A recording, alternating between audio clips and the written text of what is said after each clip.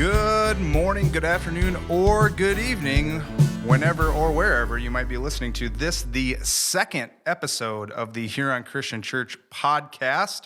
I am still Matt Sibley, and here with me today is Senior Pastor Al Wager, Brad Carell, our family life minister, and our guest today, Chris Duncan, with Christian Student Fellowship. And thank you, gentlemen, for joining us today. So in case you missed it, this is, like I said, the second episode of the Huron Christian Church podcast. If you missed out on the first one, go ahead and give that a listen. I'd strongly recommend it. It's up on our YouTube channel, the Huron Christian Church YouTube channel. Seems like it's getting some pretty good traction so far, which is nice. We talked a little bit about social media and what it's like to be a believer and how to navigate and engage with others on social media and how that's affected us as a society, as a body of believers, and how we move forward knowing the things that we know. So again, you can find that on YouTube. We are working to get the podcast on a number of different platforms as well. We know that there are bunch of different ways that you can choose to listen to your podcast, and so hopefully we can get it out to as many channels as we possibly can. And so just stay tuned for that. We'll put it out in the newsletter, in the emails, news blasts, all that good stuff. So stay tuned, and again, we have some big things in store for you that way. So this episode, like we said, we have Chris Duncan with us, who is with Christian Student Fellowship. Going to talk to us today about what it's like to be a campus minister over there at SDSU.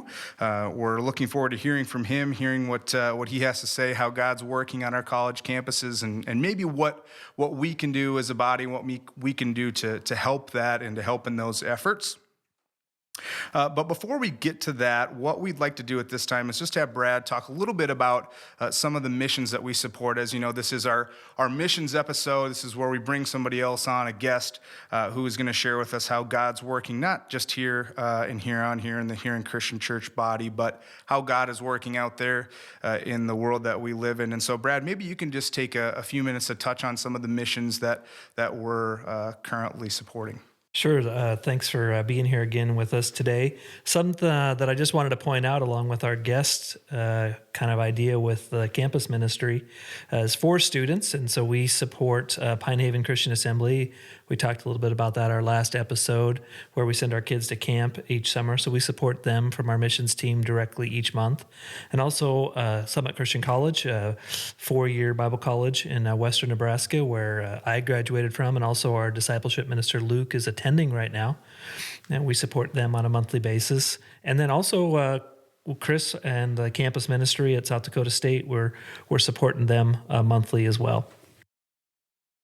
Awesome. Yeah. And so again, we're very excited. And if you didn't hear your mission listed, just know that the way that we're doing this is we're just sharing a little bit of information about a few of our missions each episode, so we can get you familiar with what Huron Christian Church is doing, who we're supporting, how we're involved out there in the different communities. And so again, don't be concerned if your mission wasn't listed. We will be getting to all the different missions that we support over the course of the next year here. So I guess at this point, it makes sense to introduce our guest, Chris Duncan. Thank you, Chris, for joining us here.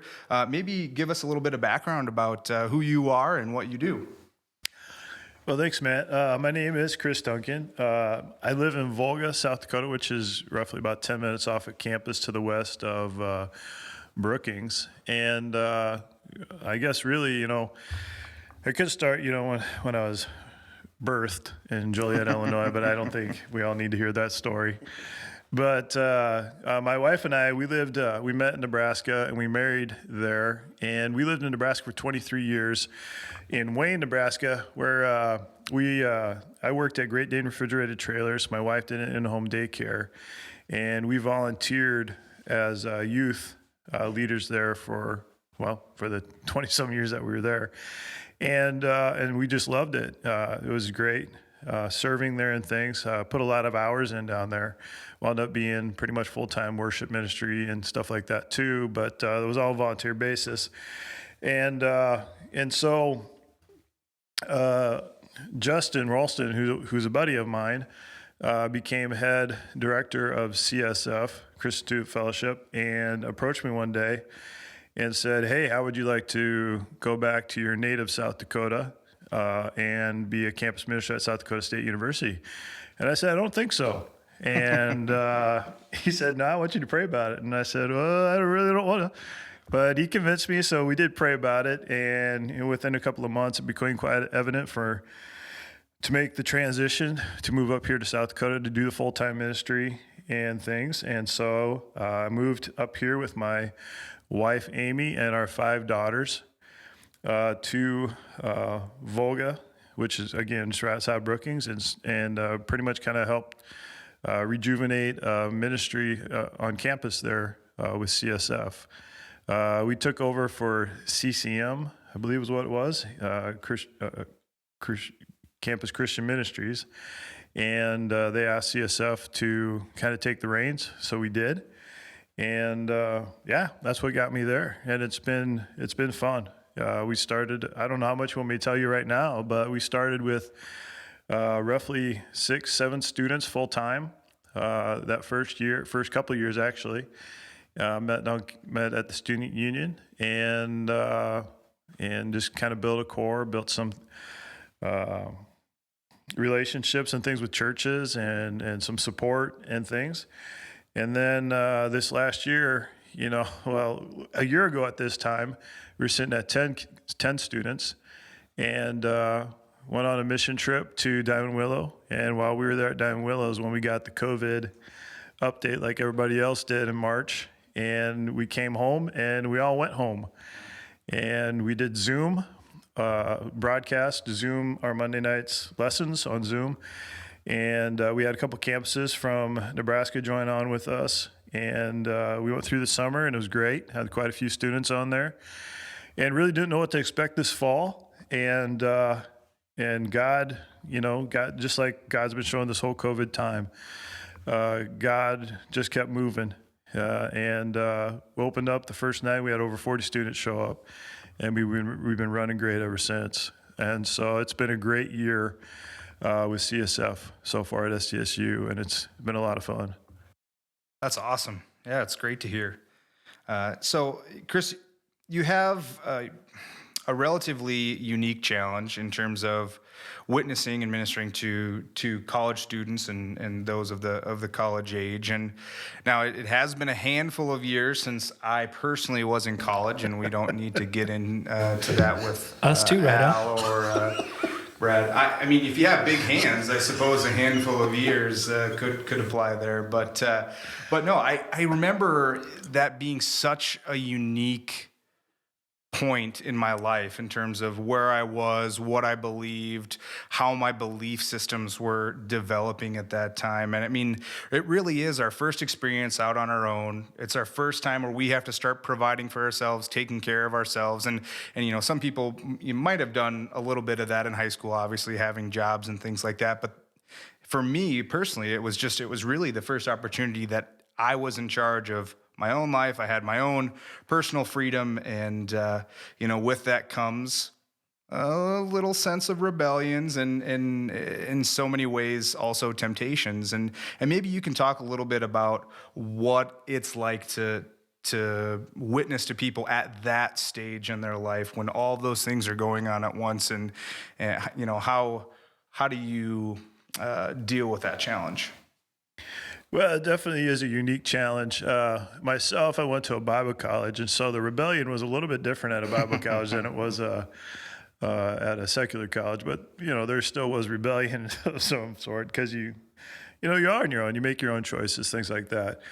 One of the cool things, I do youth ministry still at our local church, and like I said in Wayne, I did it for 23 years. One of the cool things about college ministry is that the students are there, want to be there. It's their choice. Like you said, they go to college, they make their choices, they're responsible for their things, and when they're there, they want to be there. That's their decision. Youth ministry is sometimes a little unique that the parents drop them off and make them be there, they bribe them to be there or whatever. So that's a unique challenge in itself. And but for college students, they usually want to be there. That's their choice. But you're right; they are surrounded by so many different influences to pull them so many different ways. We've been talking a lot about that this last year, and we're going to be couple of weeks our lessons are on influences now, and the influences around us. We've been talking about the heritage we come from, our parents and grandparents and uncles, and those that influenced us in our faith, influenced us in the way we make decisions, how we act, our attitudes, and things like that. And has that led us on a path that goes straight to the cross, or are they, little outlets that pull us away, or take us to the side, or little rest stops, or whatever along the way, however you want to call them. So those have been really good conversations. We've been talking about friendships, how the friends influence us, peers influence us on how the decisions we want to make, good, bad, right or wrong, and if they truly are friends, if they're leading us in a direction that we really don't want to go, but we feel pressured to doing that. And how to, so many times, when we talk about dating and stuff, or getting married, we talk about being equally yoked, but really friendships are the same way. Being equally yoked in friendships, and being, like-minded in faith, and pushing each other. And so I think, we've been talking a lot about that. We've had some real good discussions on that. One of the things we do at CSF is that we have student leadership, and we've paired up some students that are leaders, more mature and strong in their faith, and we pair them up with other ones that are kind of younger, but have kind of the same personalities, and they've been mentoring or discipling them, if you want, to build them up, to build strong characters with them, to make them disciples so that they make more disciples. And that's really been huge for some of our students. We've been getting real good feedback from both the leaders and also the ones that have been discipled through this, that has been huge on helping them feel community, but also feeling taking the responsibility of their faith more their own, instead of they're allowing the influence of the peers on the Christian sense be more prevalent in their lives than the ones that are on the secular end of things.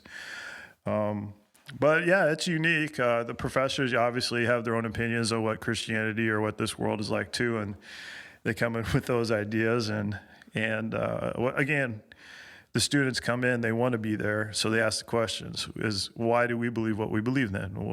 How can I battle this? What can I, so it does quite create a lot of good dialogue, and I welcome controversy in a sense, because it helps us all grow. Maybe not controversy. Well, maybe controversy is not the best word, but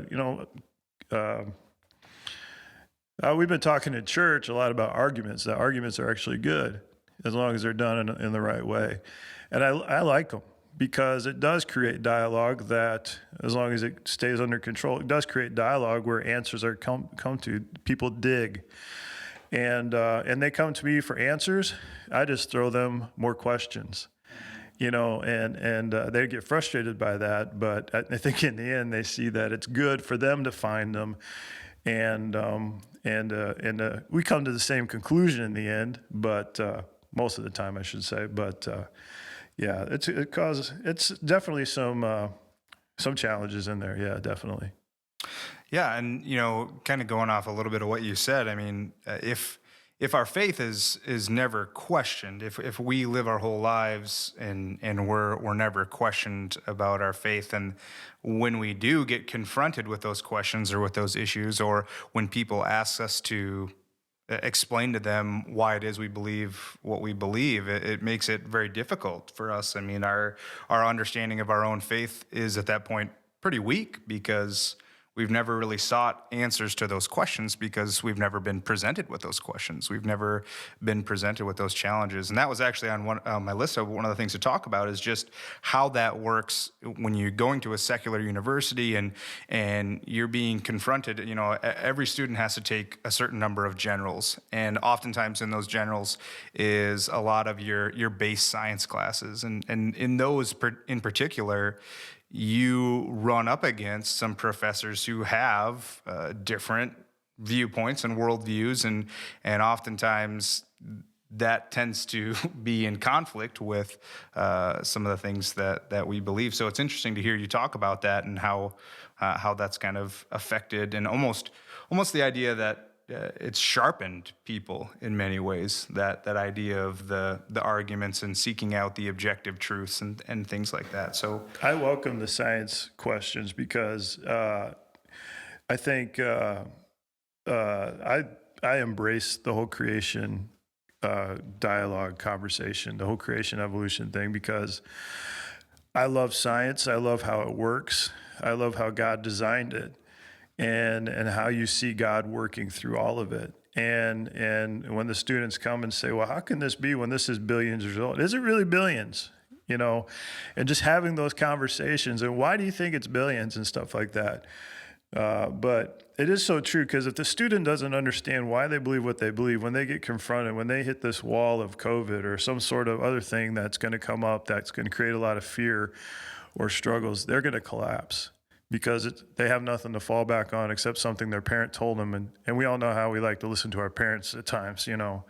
So, yeah, it's good stuff. Well, and let's be honest. I mean, last episode we talked at length about how technology and social media has played such a big role in the development of our worldview and how we approach, everyday things in our lives. And so, we're being challenged every day and questioned every day about the foundations of our belief system. And so any opportunity that we have to have those conversations, we really need to engage in those types of conversations and prepare ourselves.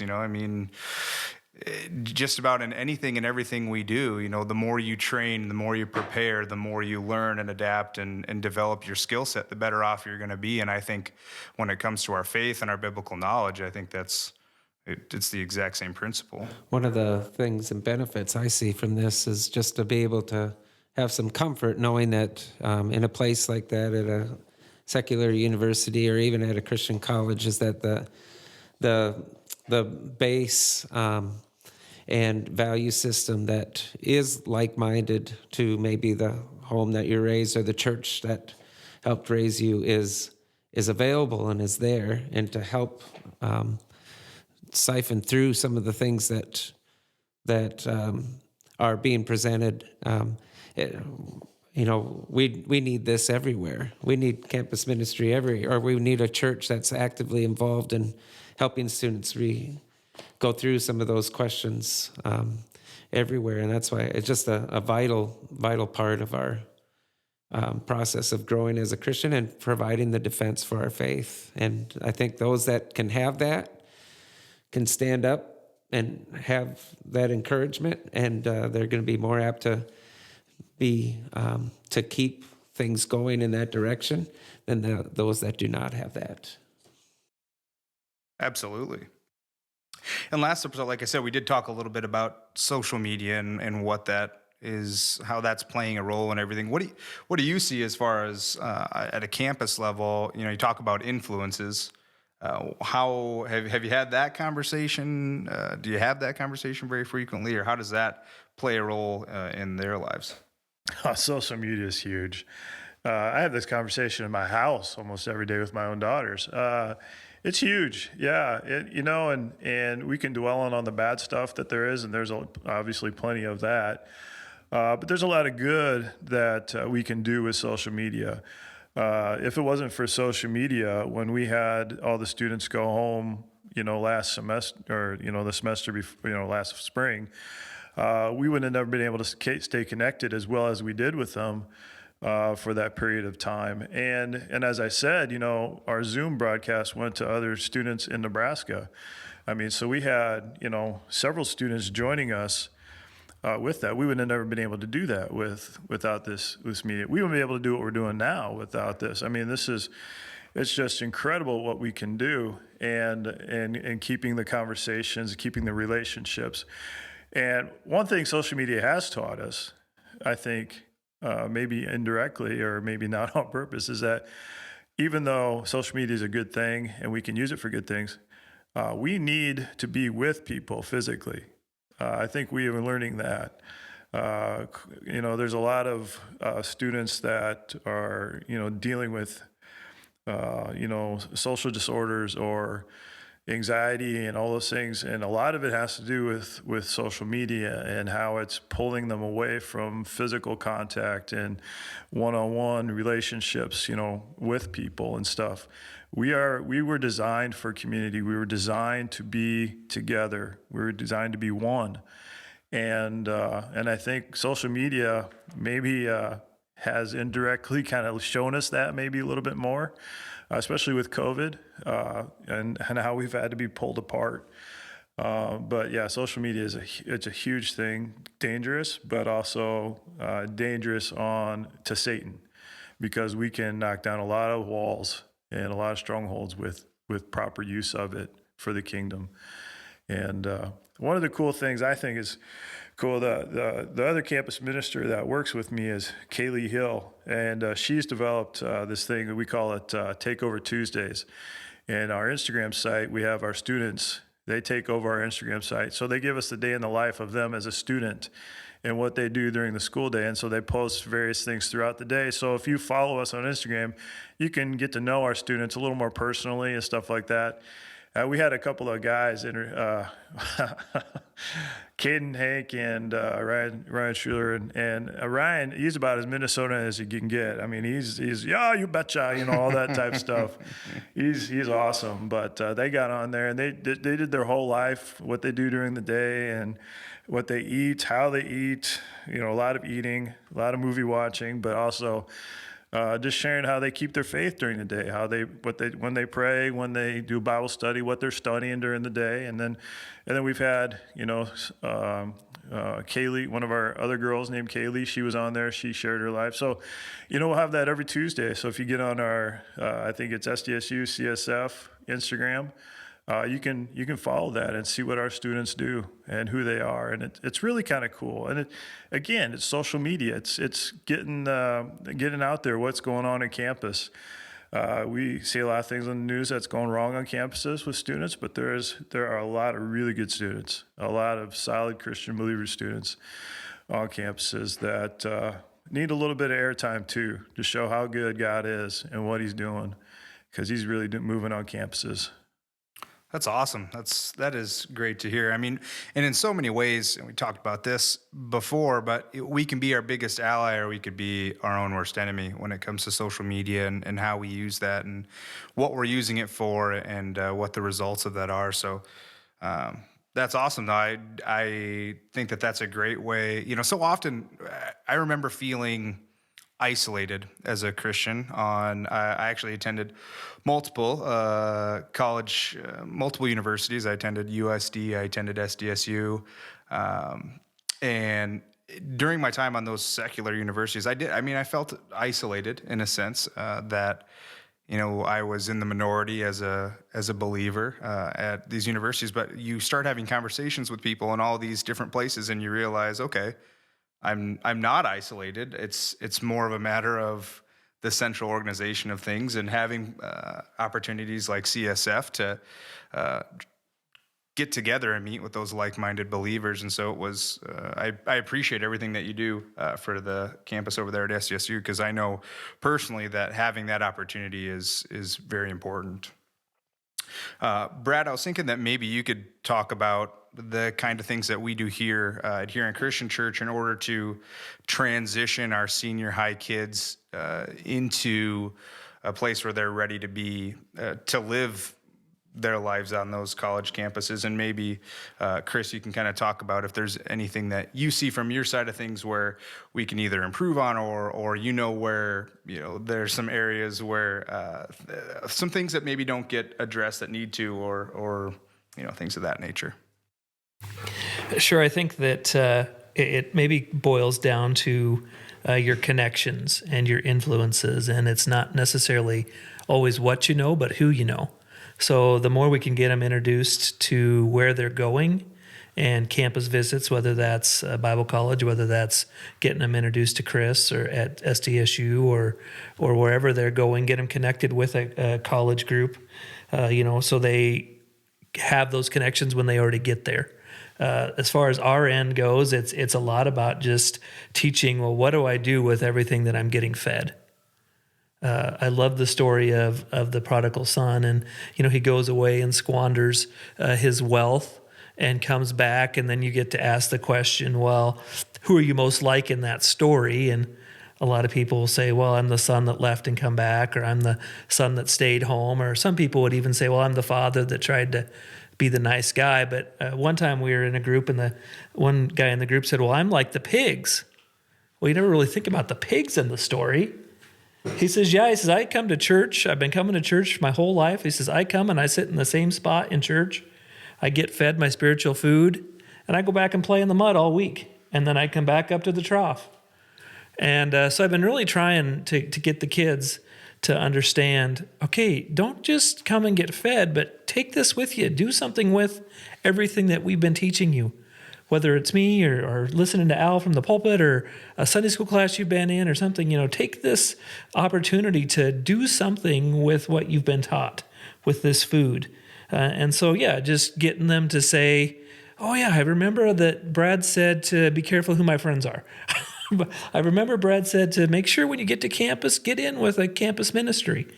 So, I mean, we can tell them a lot of things and encourage them, and we can take them to visit things. Man, we've driven just down and back in the same 48-hour period to visit colleges, or we take them to youth events on college campuses to just get them introduced to these things as an opportunity to say, oh, this could be cool that I could come here.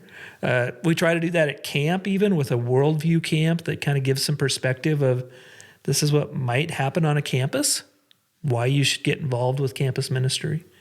Another thing that we do at the church through our missions team is we offer scholarships to students that are going to be involved in a campus ministry. And we have a little form that you fill out, and we say, here's a requirement to get this scholarship. You're going to be weekly involved in a church or campus ministry. And this last year, we were able to give out $1,500 per student per semester, with the understanding that you're going to be involved with a ministry of some sort while you're at college.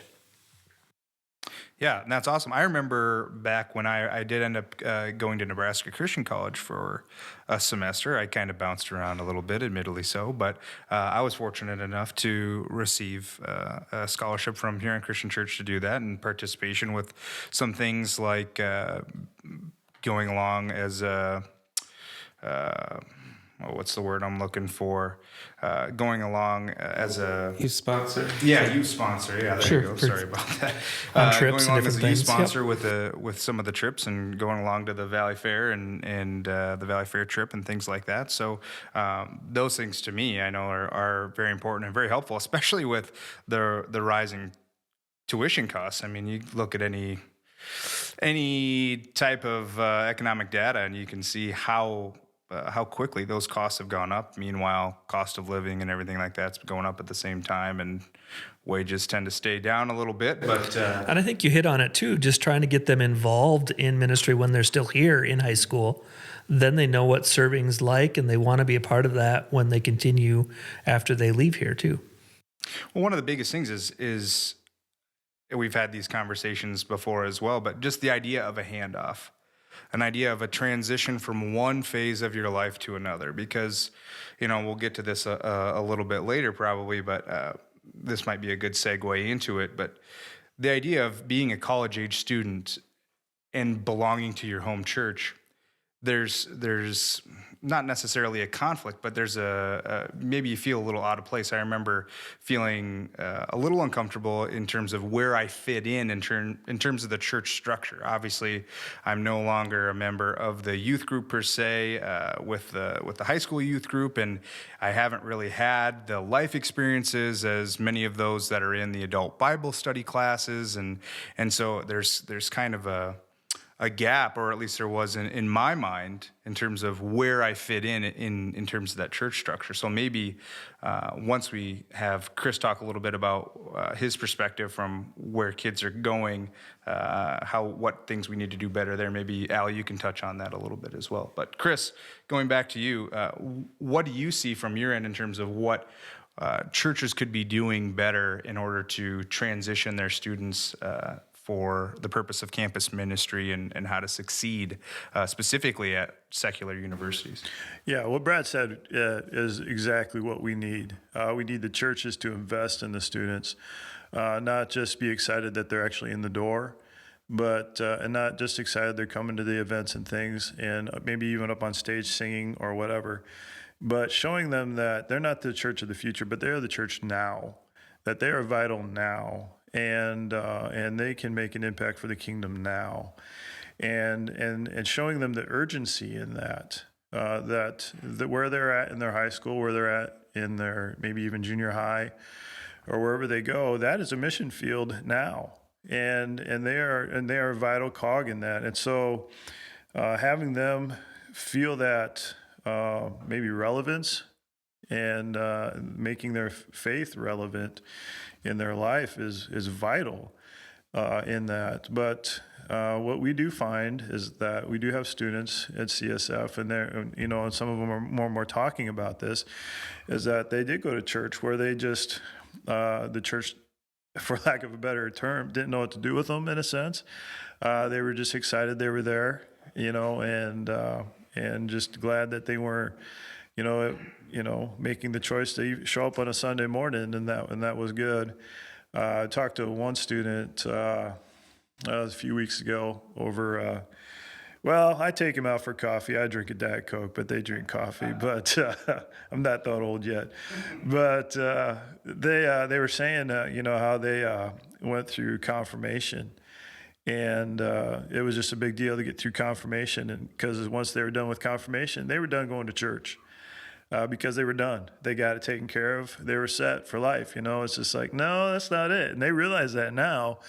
And they've had those conversations with their parents, and their parents are going, well, I don't know. I think it's all right. I did it, but there's so much more. And what Brad was saying is exactly right. We need to let them know that they're vital. I think a lot of times, and maybe it's the adults, maybe us as adults or parents, we feel, maybe we don't understand how important our faith is. Maybe we don't understand, how vital each one of us are, no matter where we're at, that we're all missionaries, that we're all called to share the gospel, no matter what we're doing. And I always go back to Gideon, because I think I was a Gideon at one time where, God sent down an angel to get Gideon to lead, and they found Gideon, kind of hiding in a wine press.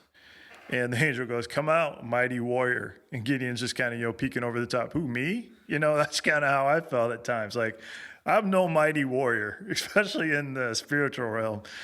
But I think God sees something more in us. And I think our students need to know that. They need to see that. And they need to be told that, maybe constantly. But then also shown the gifts, the talents, the passions that they have, whether it's in nursing or whether it's in engineering or whatever it is, that their faith can be used in that area in mighty ways. And they could change legacies of not only their own family, but so many other families around them. And once they catch that, it's really awesome. It's really cool. And churches like Huron and Preston and other churches that understand that push their students to be involved, to make them understand that you are a vital part of what we're doing now. When we are planning a ministry, you are a part of that plan. And that's huge, because that just gives them, like, I matter. I have purpose, and it's in a bigger thing than just a job.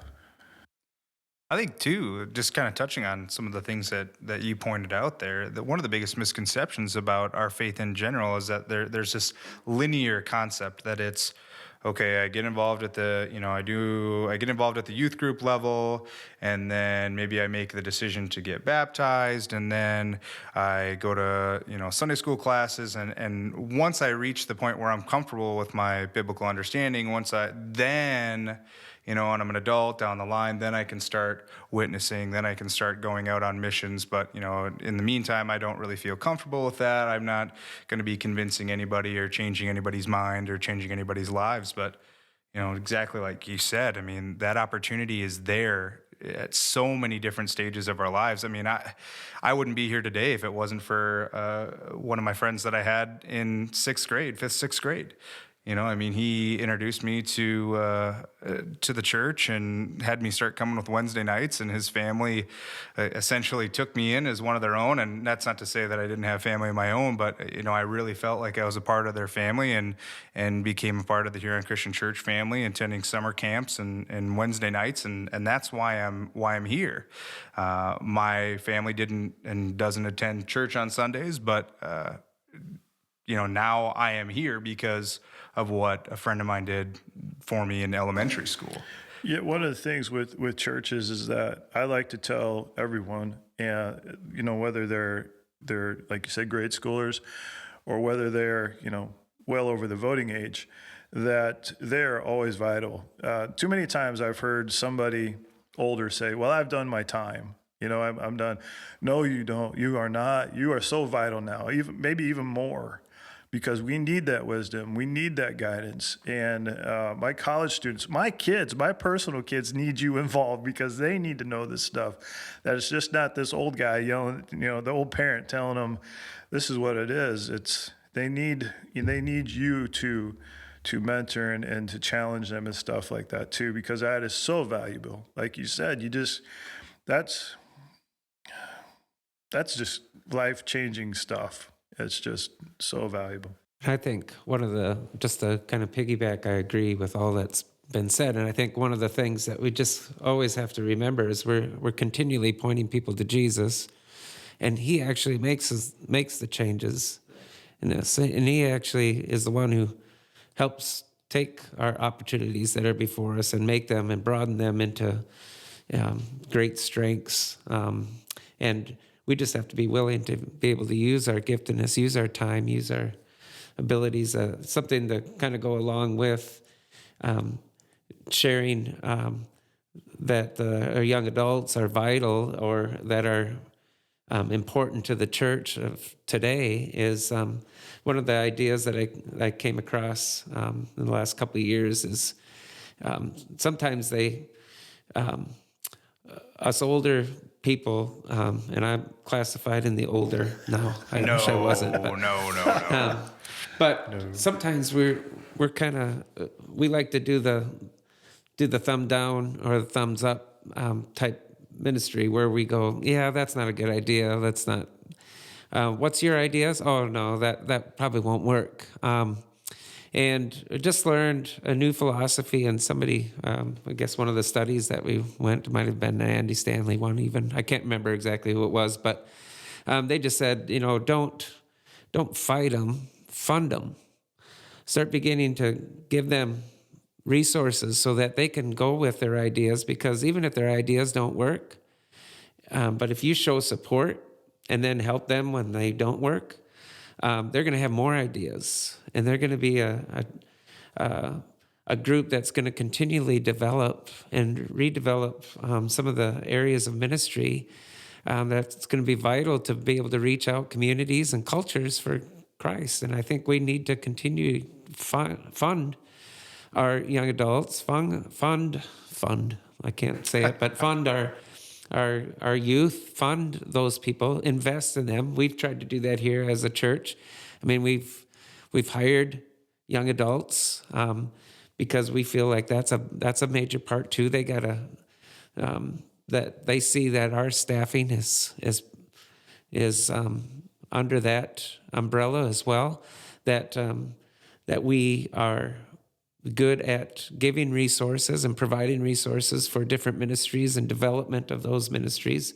We try to encourage them when they go out and try to give them, again, more funds to be able to help them stay in the church and develop their ministry, be surrounded by Christian influences and those type of things with their scholarship programs and things. So that's where maybe a newer way that we've been trying, because I think every church in the past, and maybe a lot still, struggle with that young adult age. Some of them are waiting to make that commitment themselves. Some of it's on them. But if we can do our best as a church to provide those ways to show that they are vital now, and that once they see that opportunity of ministry, provide opportunities of ministry, once they see that and experience that and see how God works through it, it's such an awesome thing. And then the light switch goes on for them, and away you go. And hopefully you can just keep the throttle going. I guess that's where I view us as a body here, and that's what I want to encourage our other churches too, is that as much as we can do to fund our young people, the better it's going to be. And even if they make mistakes, let's get behind them and don't shun them, but let's get behind them and encourage them and strengthen because they're providing so much for us right now. And I think this podcast is living proof of that. When we had conversations about this podcast and when we brought it before a larger group for discussion, many of the people involved in the discussion hadn't been familiar with podcasts before. They're not podcast listeners. This is kind of out of their depth, so to speak, but yet they were excited and encouraging in getting this all started and getting this going. And I'm not necessarily young anymore. I wouldn't consider myself. I'd probably be in the middle. Let's call it in the middle. But nonetheless, I think that this is just another great example of just exactly what you talked about. Is there anything that's old anymore? I mean, I think we're all young, aren't we? Einstein said time is relative, so why don't we go with age is relative as well? But one thing, too, that I do want to point out is, as someone who, I attend church on a regular basis, and so I feel like I'm somewhat involved here in the church, but there are so many things that the church does that I was so blissfully unaware of, and I guess not blissfully, but ignorantly would be the better term. I was ignorantly unaware of that the church has going on, ways to get involved, so many different things that cover so many different areas. What John is doing with the worship service, and how that has evolved in the areas and the ways that people can get involved. If you want to get into any type of video editing or sound work, if technology and how that all works is something that you're interested in, there's opportunities for you there. We have the garden in the summertime, which has just been a huge hit. That has been such a great way to have conversations with people that we wouldn't necessarily have reached before. And so there are just so many different ways, and I hope that as the podcast goes on, we can get into a lot of those different things, but there's just so many opportunities to get involved that I, as someone who, comes here every Sunday and more often than not, I'm in this building, have been unaware of. And so, hopefully, again, we can bring more attention to those and put those in front of people in some different ways. But there's so many opportunities to get involved. But with that, I suppose quickly we'll move on to kind of our question of the day, so to speak.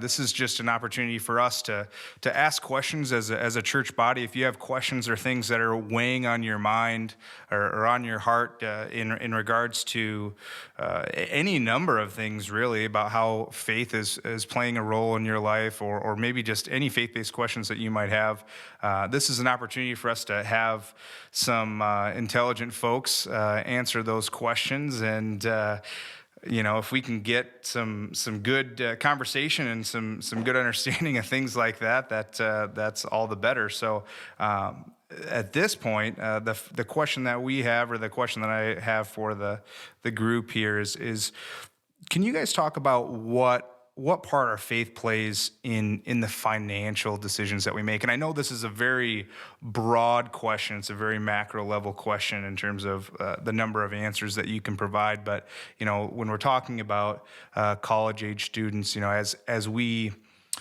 you leave college, or even when you're in college, you need to be thinking about the next steps in your life, whether that's going to be buying a car, starting a family, maybe you're thinking about starting to invest for your future or purchasing a home.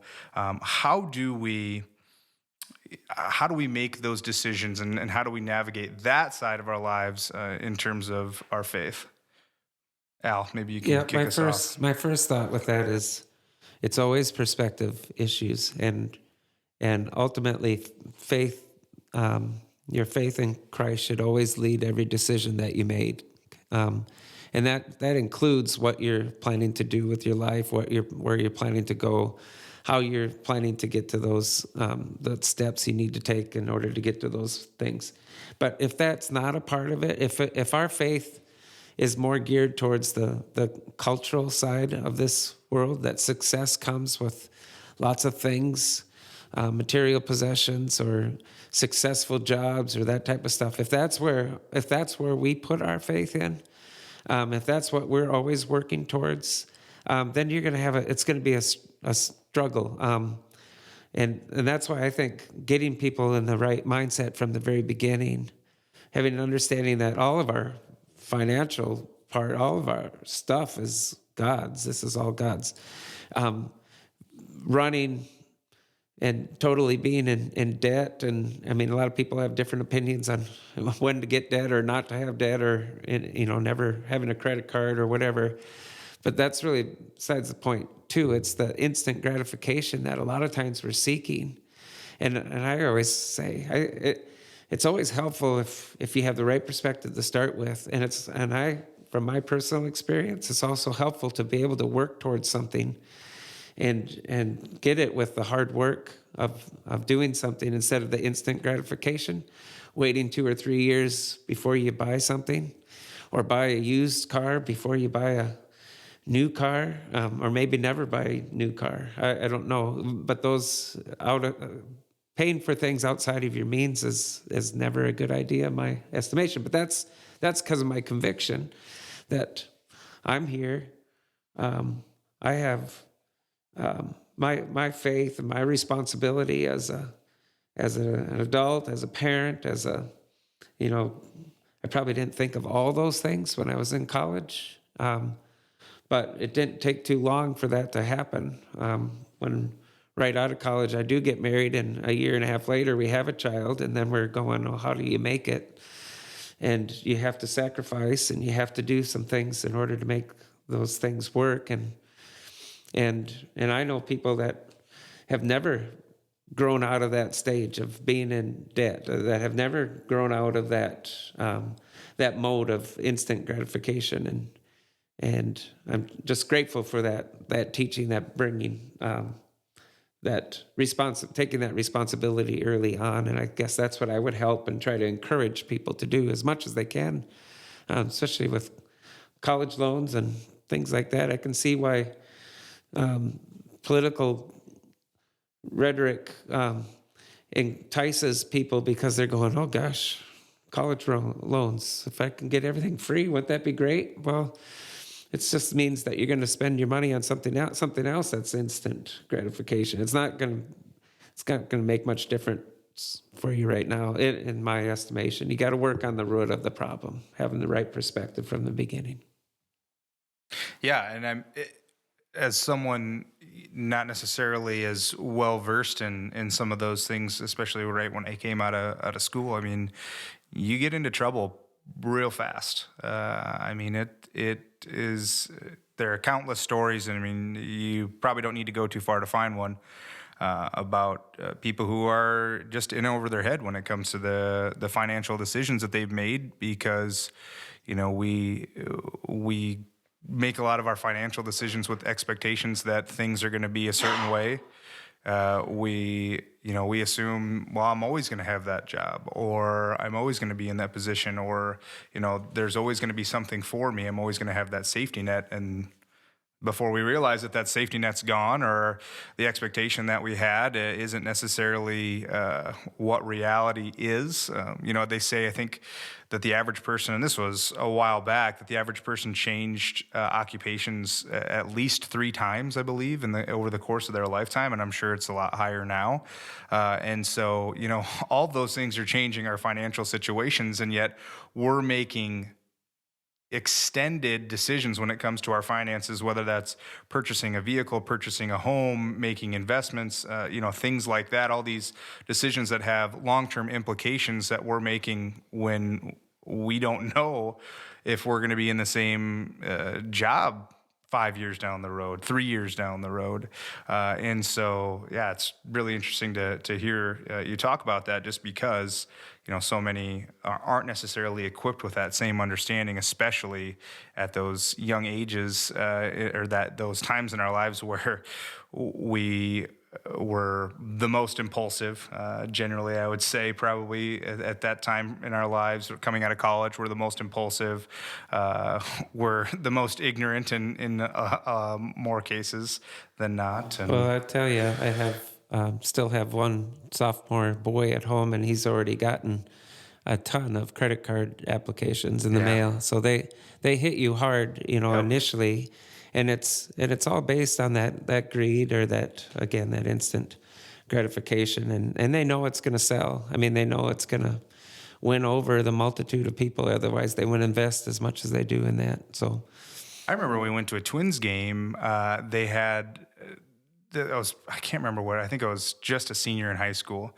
And I was at a Twins game, and they had a little sign up out in front, and it was sign up for this credit card and you get a free Twins blanket. And I was like, oh yeah, sure, I'll sign up for this credit card. And I actually ended up getting denied on my application as a senior in high school. So probably fortunate in that regard. But you got to think, how many times they get people with, hey, just sign up, we'll give you a blanket, and how something so small could end up being something that affects you for such a significant amount of time. probably would have been better just to get a swift kick. Yeah, exactly.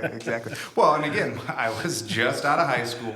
I think I was just like I said, just out of my senior year in high school, and my parents weren't there. I was on my own. I had no one really there to say, hey, that's a terrible decision. But like those companies, they don't care. It was a terrible decision going to a Twins game. Is what it was. Well, at the time, I think back then we were actually pretty decent. So Go Royals. until we played the Yankees, I suppose, as it usually happens. But yeah. So, gentlemen, Chris, Brad, anything to add or share with us in that regard? I know, Chris, having the opportunity to have those conversations with students at that time obviously is invaluable. Do you have anything that you generally say to your students, or do you guys have those conversations, or maybe that's something that isn't necessarily as talked about? Or No, we've talked. I mean, we've talked about it over a few times over the 4 years that I've been there. Even in my youth group, we've done certain financial, spiritual stewardship type things in youth group, just to give them an idea. I'm a Dave Ramsey type guy. We don't do all of what he said, but we are debt free, and we use the Dave Ramsey process with that. And so I am not shy about sharing that with the college students, and sharing with them. So many times when we think about stewardship or budgeting, especially, and I'm in that boat, or was in that boat, we think limitations. What you realize is once you do that, the freedom that you have, it's quite liberating, actually, to be debt free, to have a budget, and all those things. And so, we do talk about that a little bit with the students. Obviously, it's not always on the forefront of their mind. It's usually on the forefront of their mind is, what are we going to eat and stuff like that, Amen. No, and that's great. It's just, it's an interesting topic, because there aren't necessarily, passages in the Bible that says thou shalt not invest in a 401k, or, thou shalt not use a Roth IRA, or, things like that. Like, so much of this is, man-made solutions, man-made problems, however you want to look at it. And so, having these types of conversations with people who are, as biblically versed as yourselves is really important, especially for people like me who are making these decisions, in real time, and having your life experiences and hearing from people who have used the Dave Ramsey program. And I know that we've done things here at the church with that program. And so I'm personally very thankful for all of you sharing that information with us as we all try to navigate, this life that we lead. So with that, Chris, thank you so much for being here. We really appreciated having you on and hearing from you and a lot of interesting things going on. And it's exciting to hear how God's working on the college campuses. I know that having that type of outreach, like I said before, is such a big part of it when you're out on your own and you have all those things out in front of you, all those temptations and all of those opportunities too. And so thank you for everything that you do over there at SDSU. Well, thanks for having me on, Matt, and thank you to Huron Christian Church. You guys are partnering with us. We can't do what we do without you guys and your support, your prayers. You guys are a blessing to us, and we really appreciate all that you've done. And you've sent over a pretty good student in Ali Boomsma for us too. We love her. She's great. She's very vital to our ministry, and look forward to seeing what else she can do with us. Awesome. That's awesome. So Brad, maybe you could take just a couple minutes here and just highlight some of our upcoming events, things that we have going on here at Huron Christian Church over the next 2 weeks or so. We hope to have another podcast out, obviously, within that time, but maybe you can kind of give a quick highlight. Sure. Just keep reminding everyone our Sunday morning services at 9 and 10:30. Then during the 10:30 hour, we also have some Sunday school classes going on for preschool, nursery age, all the way through adult. We've got 3 adult classes going right now. Sunday night, we have our high school, middle school youth group meeting. Wednesday nights, we have our family supper at 6:30, followed by elementary and adult studies there as well. Luke's got a Thursday night Zoom study that he's doing too. So we've got lots of opportunities for study and fellowship throughout the week. Keep plugging Agape Cafe coming up at the end of February. And we're adding this year not only the in-person opportunity, if you feel comfortable coming and sharing a meal and donating to the youth, we're also going to offer the curbside and some in-town delivery here just in Huron. So just to try and, again, maybe connect with some people even at their door or as safely as everybody wants to be and needs to be with the Agape Cafe coming up here in February as well. That's awesome. So also, I do want to quick point out, we did have our annual meeting on Sunday, and I believe that's up on the YouTube channel as well if you want to kind of get some highlights. We don't need to necessarily go over that here, but if you have the opportunity to take some time and check out our annual meeting, I know that there was a lot of good information discussed there. We added a trustee and an elder, is that right? Yeah, we voted on both guys. Their terms were just up, and both of them decided to go ahead and renew, and they were both re-voted in. Awesome. So with that, again, you're listening to the podcast, I'm assuming at this point on our YouTube channel. We, again, hope to get that onto a number of different platforms as well. So stay tuned to your emails and to the news blasts and the newsletters and all that good stuff to see where you're going to be able to get in touch with us via this podcast. And with that, Brad, will you lead us in prayer? Yeah. Heavenly Father, thankful for this opportunity to gather together and just visit with Chris and hear about the ministries of Christian Student Fellowship on the campus of South Dakota State University. Lord, we just ask you to be with that ministry, be with Chris and Kaylee and the rest of the students there as they continue to minister to that campus. Father, we just pray for guidance and direction. We pray for opportunities to disciple within their own, but also within the campus itself, Lord, as they continue to try and spread the name of Jesus across the campus there, Lord. We just pray for just ease. We pray for opportunity. We pray for just vision and insight and direction and all those things, Lord, that can only come from you.